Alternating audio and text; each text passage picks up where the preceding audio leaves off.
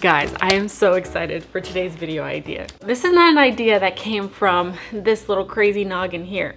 No, it came from one of my favorite booktubers here on the internet. It is Jack Edwards. And when I saw him make a list of all the books he would hypothetically risk his life for because of what they meant for him, it really got me thinking, like, what books would I for, you know? And I came up with a really good list that I cannot wait to share with you. Oh my gosh, you guys are not ready, I'm telling you. I know you think you know because I brought up a lot of books recently, but you don't know. Number 1, without any hesitation, I would square up with some fire for, is the Twilight series. Yeah, maybe you knew this one. Okay, maybe you knew this one. It is in literally all of my videos on the bottom shelf, but I really would risk my life for the Twilight series.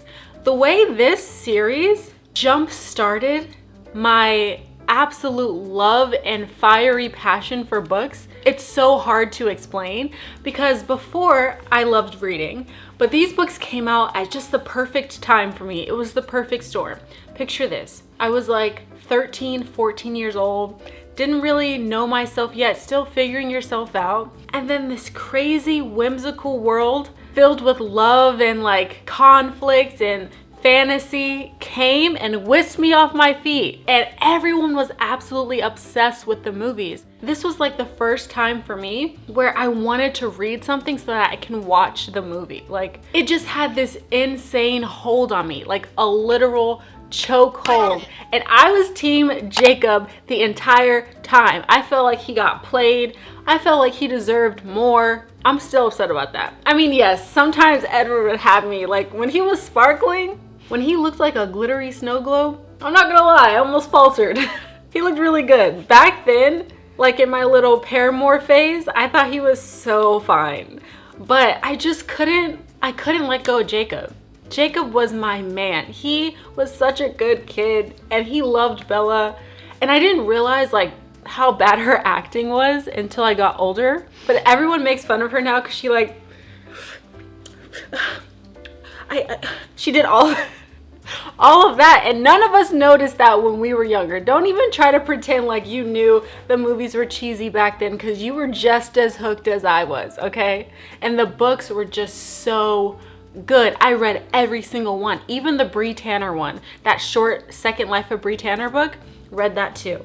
I literally read all of them. I was so obsessed. Listened to the entire soundtrack the entire time. Like, I was completely hooked. And that was the first book world that changed my life. Like, seriously changed my life. I went from liking books to loving books. I loved how you could just have an idea and create this entirely new world in your mind.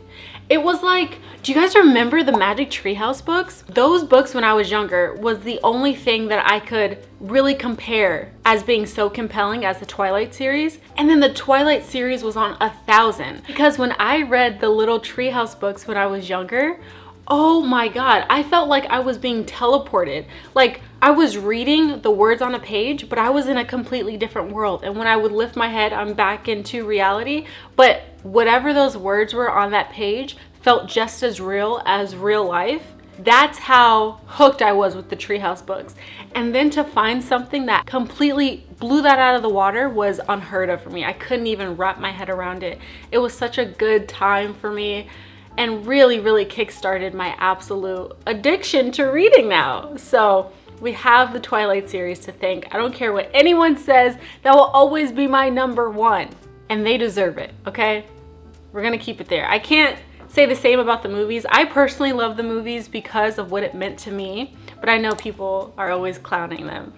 And I'm not gonna lie, like, I get it, but they're still in my heart. I'm still gonna fight for them, and I'm still getting into that fire for the Twilight series. So don't come for me. Number 2. Now, number 2 is a recent development. So last year, I read Love and Other Words. That book has my entire heart. Like, I have always been a hopeless romantic. I think you guys know that by now. Yeah, I'm a hopeless romantic. Okay, like, shut up about it. I know.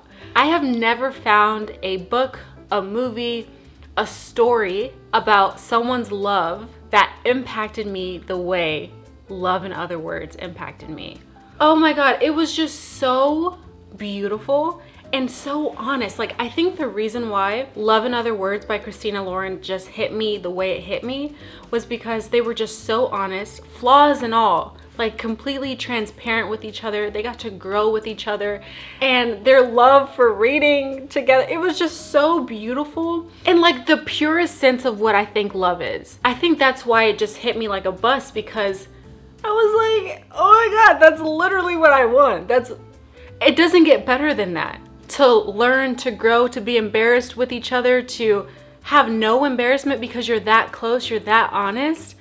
That is a 1 in a million, 1 in a billion type of love. And I want that. That is the standard. They are the gold standard. Love in Other Words is the gold standard. If my future husband is watching this, JK, if you're watching this, read the book so you know how to get me, okay? It is just absolutely perfect. I have no words. It is the best romance I have ever read. And we've read a few by now. So that's saying something. If you haven't read it yet, please read it. It's so good. And also, let's thank today's sponsor, Skillshare. You like that transition?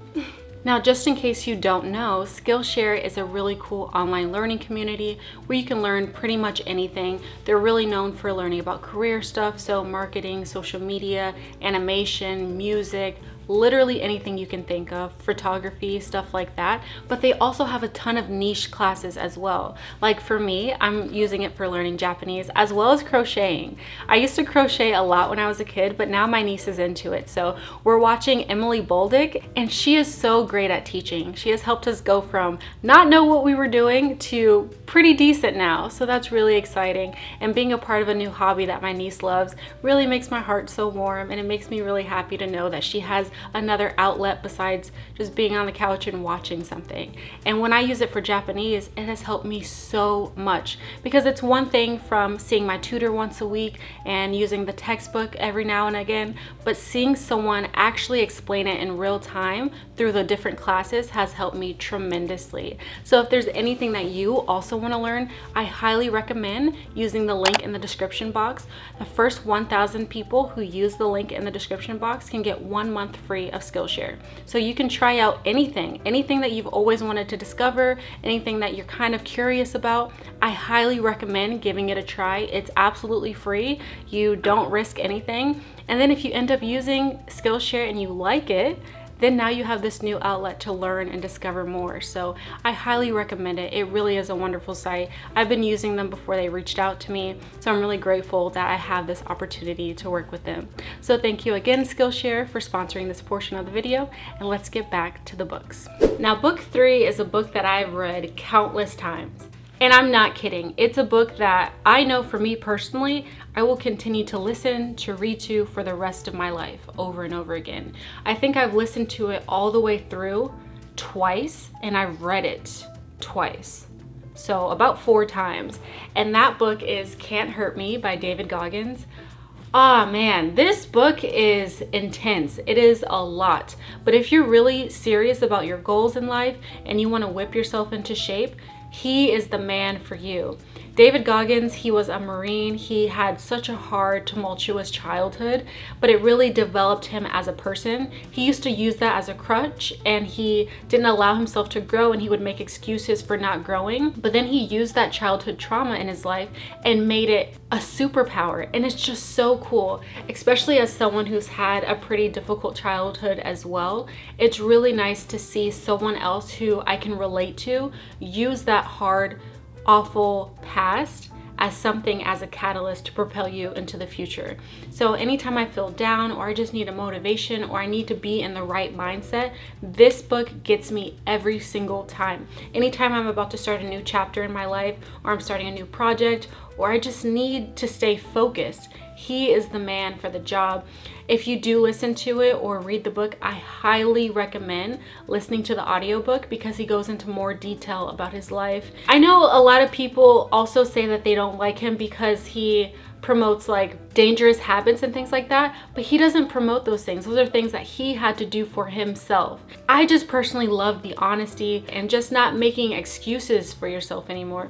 I think sometimes people confuse self-care with making excuses for yourself in life, and he just completely clears that up for me. He just makes me understand, yes, I can be happy and do these things that I want to do, but if I really want to make a change in my life, if I want to meet these goals that I set up for myself, I also need to work hard too.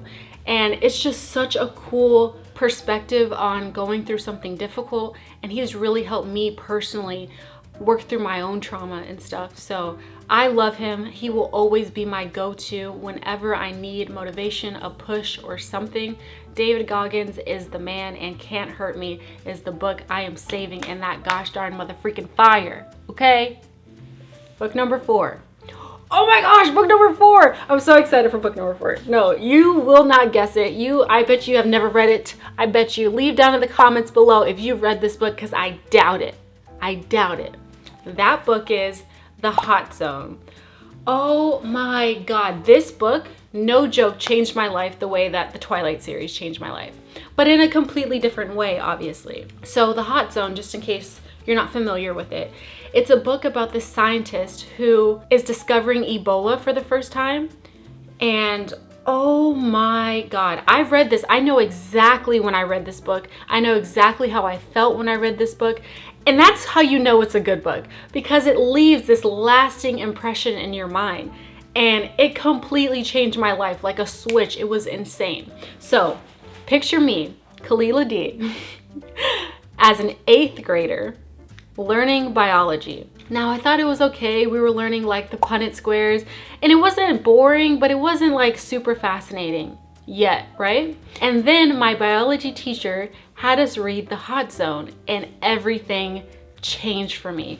Just the way that she was trying to problem solve this new virus, trying to see like how it's going to affect us as humans and trying to prevent that, and like the way that she was trying to go about it to save people, and the work and the intellect that went behind it. Oh my God, I was mesmerized. That's when I found one of my first passions in life, and that's science. I absolutely love science so much. That's why I was pre-med. That's why I went to college for biology. And this book, without this book, I do not think that I would have found this passion in myself, because it wasn't even on my radar. Like, I didn't put the two together. Like, I didn't put being a doctor and having to really understand science together at that age, right? But this book just mixed the two worlds for me, and from then I was in love. I have such an insane love and passion for science. It's not even funny. And this book was the catalyst for that. It's just so interesting to me. I know some people may think it's boring, and I would understand. Trust me, like, I can't read a book about football or something I don't care about. So I get it. But this book for me, oh my God, I can read it over and over and over again. I think it's so cool. It's so interesting how little pieces of life connect, and how science is just so intertwined with everything, and how there's always like a domino effect with the smallest change. And it's just fascinating to me. It genuinely is so fascinating to me. Science is genuinely magic. And some people never get the opportunity to fall in love with that magic in this world. And it's a shame. And I'm just so grateful that I had the opportunity to read this book, to open my eyes to how incredible science and biology, chemistry, physics, all of that stuff is, no matter how impossibly difficult it can be to understand sometimes. When you finally get it, there's no better feeling. This book opened my eyes to that. In 8th grade, that's when I knew I'm either gonna be a doctor or a scientist. I was cemented in this fact. There was no changing me. It was like something clicked in my brain. This is what I was put on this earth for, to learn and to understand this stuff. And even though, you know, things have pivoted for me a little bit, I still feel that in my bones, that science will play a huge part in the impact that I leave behind in this world. So it was definitely a pivotal book in the trajectory of who I am now. This book definitely made me who I am, and I wouldn't have done certain things in my life without this book. So The Hot Zone for sure is on this list of books to save. Now, after The Hot Zone, I also put The Polar Express. the original Polar Express. I have never talked about this before, but the Polar Express had me in a chokehold until I was like 18. If you're not familiar with the story, the Polar Express is about this little kid who did not believe in Santa Claus. I love Christmas, by the way. There's just no better feeling than the cheer and the joy and the laughter and the love that comes with Christmas time, right? So as a kid, I was always obsessed, but this movie in particular and this book in particular got me in the feels, okay? It's about this little boy who didn't believe in Santa Claus, and he goes on this train and he goes through this crazy adventure to the North Pole to meet Santa Claus, and then he finally believes. And there's just so many good quotes about believing in yourself, believing in the magic of the world. And I read this a lot when I was a kid, when I just had like certain difficult times in my life. This book would always let me know that the world isn't all bad. Even if I'm dealing with something that's really difficult, there's still magic in this world, even if I can't see it in this moment. And it just made me the optimist that I am now. This book really, really genuinely molded me too. And fun fact, you will not believe this, but fun fact, I wrote my entrance college essay based on the Polar Express. Yeah, I compared my life with believing and the ideas that were explained in the Polar Express. And I thought it was pretty good, and it got me into Penn State, so yeah. Polar Express for sure. I am definitely saving. It is always going to be a part of my childhood. It's always going to be a part of my heart and my soul. It is my absolute favorite Christmas movie. It will not change. I make my family watch it every single year. They absolutely hate me for it. It's absolutely hilarious. But oh well, they're stuck with me. Just like you're stuck with me now.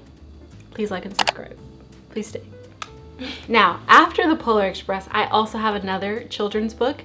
It's The Little Prince. The Little Prince is a recent love of mine. I read it for the first time this year, but I watched the movie with my family last year and we absolutely loved it. We cried. We definitely cried during the movie. It was just so cute.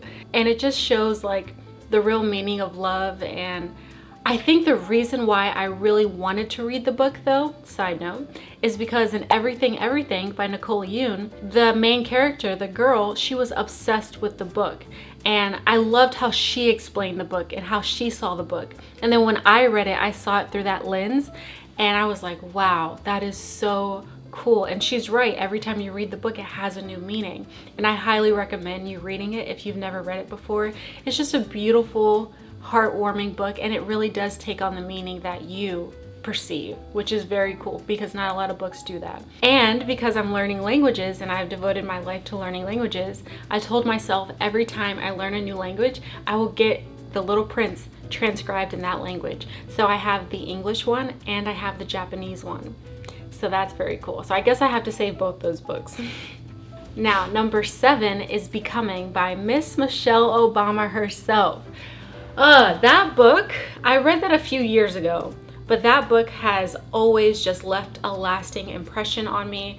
She's just such an incredibly strong, intelligent woman, and as a woman of color, I look to her as a role model because there's not a lot of role models that look like me, and to find someone that I resonate with and who has the same values and goals and morals as me, it's so important to have. So when I found her, obviously I was in love with her from the very beginning, but reading about her life really made me value her as a person, not just Michelle Obama, the First Lady, but Michelle Obama, the person, and how she was as a mother, how she was as an individual, how she was as a child, seeing her grow out of poverty to be like one of the strongest, most incredible women in the world.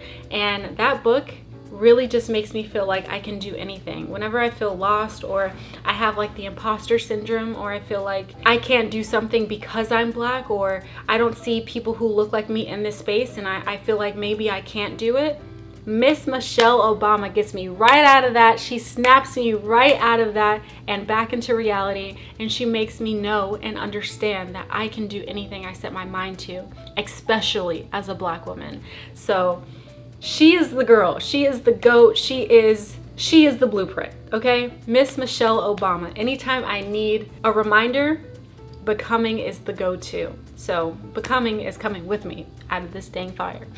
Now, last but not least is The Bluest Eye by Toni Morrison. This is the first book that ever had me bawling my eyes out. This and Old Yeller.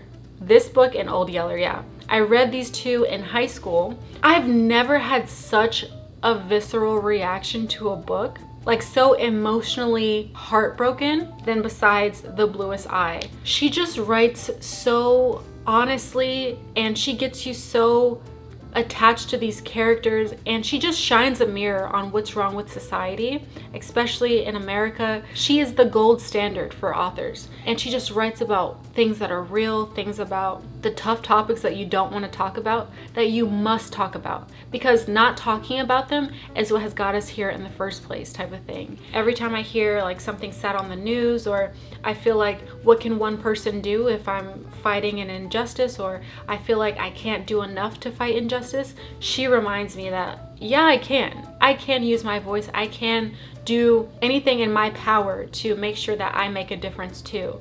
So Toni Morrison, The Bluest Eye, she is definitely coming with me too.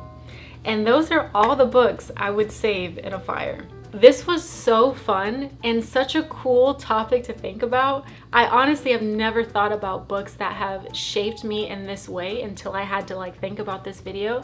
And it was honestly a very cool thing to look into. I feel like these books, if you put them together, makes the core of who I am, which is very humbling. Like, it's very insane to see these words written on a paper have made up like so much of my personality. So that's very cool. I highly recommend you thinking about this too. You know what? Let me know in the comments down below. What are some books that have absolutely made you who you are and why? I would love to hear about that.